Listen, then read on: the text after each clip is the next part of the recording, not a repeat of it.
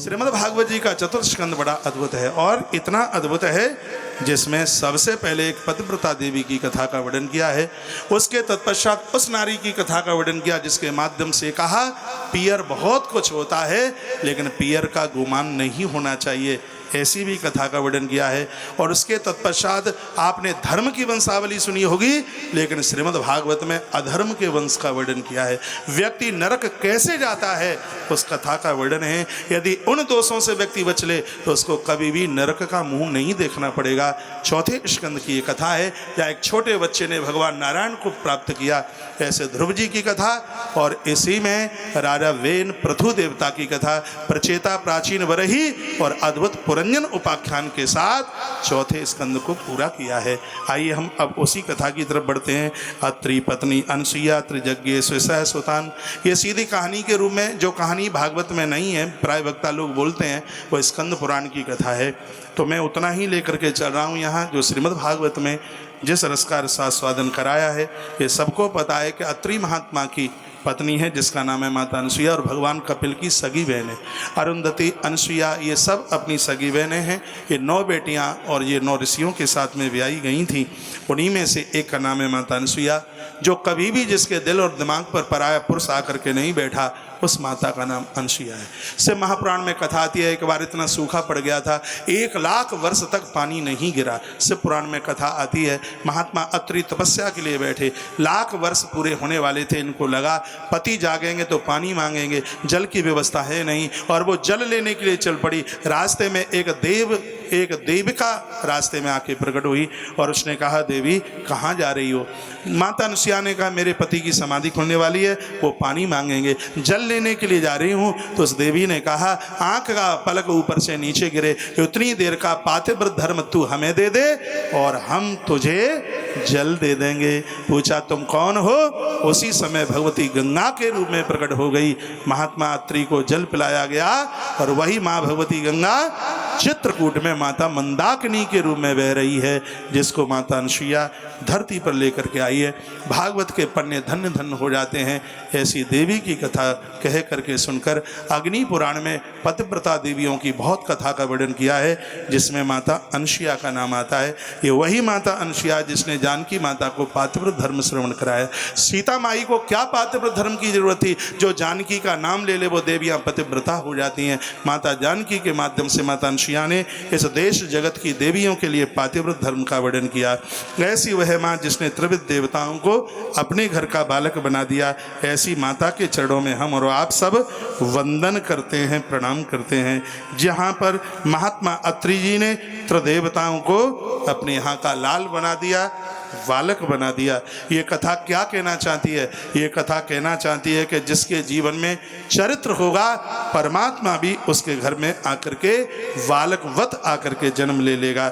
ये संदर्भ में इन ऐसी तमाम कथाओं का वर्णन किया गया है। माता अनसुईया के चरणों में मैं वंदन प्रणाम करता हूँ।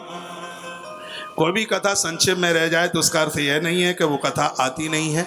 अरे भैया ये आकाश है, गरुड़ और मच्छर सब अपने हिसाब से उड़ रहे हैं। इस बात का अभिमान तो है नहीं कि हम बहुत बड़े वक्ता हैं। हाँ, यदि कोई प्रसंग छूटता भी है तो वो सिर्फ और सिर्फ समय अभाव की वजह से। तो भगवान की कथा पूर्णमदः पूर्णमिदं पूर्णात् पूर्णमुदच्यते पूर्णस्य पूर्णमादाय पूर्णमेवावशिष्यते। जिंदगी भर बोलते रहो, जो कथाएं कभी भी पूरी न हो और हमेशा अपने आप में पूरी हैं, वही चरित्र परमात्मा के हैं, वही चरित्र भगवान के हैं। उसके तत्पश्चात में माता सती की कथा का वर्णन किया गया है और वो भी बड़ी अद्भुत कथा है। माता सती के माध्यम से धरती पर 51 पीठों का जन्म होना था।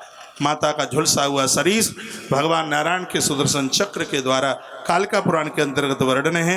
माता सती का शरीर धरती पर 51 पीठों के रूप में आकर के वह प्रकट हुआ है। जिन लोगों को समय मिले और वह माँ भगवती जगदम्बा का दर्शन 51 पीठों का करें तो यम यम चिंतते कामम तम तम प्राप्नोति निश्चितम। उन लोगों को कामना करने में देर लग सकती है लेकिन उनके कार्यों को पूरा होने में बिल्कुल देर नहीं लग सकती। परीक्षित को बहुत आनंद हो रहा था। परीक्षित ने कहा गुरुदेव बहुत आनंद हो रहा है कथा में, मैं आपसे पूछना चाहता हूँ गुरुजी, परमात्मा की कृपा ग्रंथों में भरी हुई है तो ये आदमी भटक जाता है, नरक क्यों पहुँचता है, ये बताइए। भगवान सुखदेव मुनि कहते हैं, परीक्षित, इन लोगों ने अधर्म को, उसके खानदान को स्वीकार कर लिया, इसलिए उसको नरक जाना पड़ता है। परीक्षित ने पूछा, गुरुदेव ये अधर्म का खानदान क्या होता है, इसके बारे में बताएं। आपने धर्म के वंशावली बहुत बार सुनी है, लेकिन श्रीमद् भागवत के चतुर्थ स्कंद के अध्याय नंबर 8 में अधर्म के साम्राज्य का वर्णन किया है। अधर्म का खानदान क्या है, इन चीज़ों से बचते रहिए। वर्णन है कि मृषा अधर्मस्य भार्या दंभी माया च शत्रुहन। अधर्म की पत्नी का नाम है मृषा। मृषा कहते हैं झूठ। कि नरक जाने में व्यक्ति यहाँ से उसकी शुरुआत होती है। वर्णन किया है मृषा अधर्मस्य भार्या, अधर्म की पत्नी का नाम है मृषा यानी झूठ। व्यक्ति इससे बिल्कुल सावधान रहे, क्योंकि अधर्म और झूठ इन दो के माध्यम से दो संतानें होती हैं, जिनका नाम है, एक का नाम है दंभ और एक का नाम है माया। मुझे आज भी ध्यान है कि मेरी कथा चल रही थी गया जी में। रामचंद्र मार साहब कथा सुन रहे थे टेलीविजन पर। रात्रि को मेरी फ़ोन पर बात हुई थी। उनका तो बड़ा आशीर्वाद है, आज मैंने दिन में 2 बार नाम लिया है। अतिशयोक्ति नहीं है, जो है वही है। तो ये बोले कि बेटे मुझे बहुत अच्छा लगा, ये मैंने आज कथा में जो अधर्म की वंशावली सुनी, ये चैप्टर को मैं छोड़ रहा था और आज उनको देख करके ही मुझे ध्यान में आ गया है और मैंने वो पढ़ना उठा लिया। और इस अधर्म की वंशावली की कथा को सुन करके शायद व्यक्ति अधर्म और अन्याय युक्त काम करने से बच जाएगा। परीक्षित राजा ने पूछा कि आदमी नरक क्यों जाता है? भगवान की कृपा बरस रही है, कथाओं के द्वारा कल्याण होता है, तो फिर वो नरक क्यों जाता है? ईश्वर की कृपा के सामने नरक क्या काम करता है अपना? ये नरक जीव पहुंचता क्यों है? तब सुखदेव भगवान कहते हैं, मैं बताता हूं ना नरक क्यों जाता है। तब भगवान सुखदेव ने अधर्म की वंशावली का वर्णन किया। का मृषा अधर्मस्य भार्या दंभम माया च शत्रुहन। कहा अधर्म की घरवाली का नाम है मृषा यानी झूठ। परीक्षित व्यक्ति को चाहिए वो झूठ से बचे, क्योंकि अधर्म और झूठ इन दोनों के माध्यम से दो संतानें जन्म लेती हैं। एक का नाम है दंभ और एक का नाम है माया। दंभ दिखावे का नाम है, माया जो नहीं है फिर भी होती सी नजर आ रही है। मैं और मोर तोर तई, या मेरा ये मेरा ये मेरा ये मेरा, इसमें जीव खप रहा है, खत्म हो रहा है। ये अधर्म की संतान है, दंभ दिखावा। व्यक्ति उतना बड़ा नहीं होता, उससे ज्यादा वो अपना प्रदर्शन करता है, मुझे देखो मैं कितना बड़ा हूं। आदमी उतना बड़ा होता नहीं है जितना वो प्रदर्शन करता है। आदमी जितना ये धुला धुलाया बाहर से दिखाई दे रहा है, यदि ये इतना अंदर से बढ़िया हो तो परमात्मा द्वारका में नहीं, परमात्मा उसके घर में होंगे। बद्रीनाथ में नहीं, उसके घर में होंगे। सुंदरकांड हम और आप सब पढ़ते हैं।